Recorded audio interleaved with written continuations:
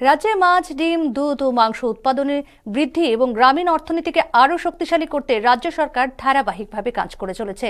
সম্প্রতি আগরতলায় অনুষ্ঠিত ডেস্টিনেশন ত্রিপুরা বিজনেস কনক্লেভে মৎস্য ও প্রাণী সম্পদ খাতে প্রায় ২,৬৭৫ কোটি টাকার বিনিয়োগের জন্য সমঝোতা স্মারক স্বাক্ষরিত হয়েছে বলে জানিয়েছেন মৎস্য ও প্রাণী সম্পদ বিকাশ দপ্তরের মন্ত্রী সুধাংশু দাস। আজ কৈলাসহর সার্কিট হাউসের কনফারেন্স হলে মৎস্য, প্রাণী সম্পদ বিকাশ এবং তফসিলি জাতি কল্যাণ দপ্তরের পর্যালোচনা বৈঠকে অংশ নিয়ে তিনি এই তথ্য জানান। বৈঠকে উপস্থিত ছিলেন ঊনকোটি জেলা পরিষদের সভাধিপতি অমলেন্দু দাস, মৎস্য অধিকর্তা সন্তোষ দাস, প্রাণী সম্পদ বিকাশ দপ্তরের অধিকর্তা নীরজ কুমার চঞ্চল, তফসিলি জাতি কল্যাণ দপ্তরের ভারপ্রাপ্ত অধিকর্তা ভাস্কর ভট্টাচার্য সহ বিভিন্ন জনপ্রতিনিধি ও সরকারি আধিকারিকরা।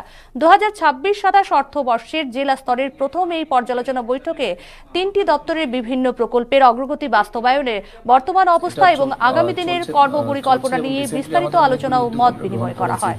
বিশেষ করে যেমন ধরুন আমাদের recently destination Tripura business conclave হয়েছে 2026, সেখানে আমরা ২৬৭৫ কোটি টাকার এমইউ করেছি বিভিন্ন ইনভেস্টরদের সাথে। আমরা আহ্বান করেছি তাদেরকে, আসুন আমরা এখানে ফার্ম লাগান, আপনারা ইনভেস্ট করতে পারেন। তারাও এগ্রি করেছে এবং আমরা দেখেছি আমাদের কাছে এমন ইনভেস্টার এসছে যারা দিনে পার ডে ১ কোটি ডিমের উৎপাদন করতে চান। তো আমরা তাদেরকে আহ্বান করেছি, আমরা বলছি ল্যান্ড আমরা দেবো।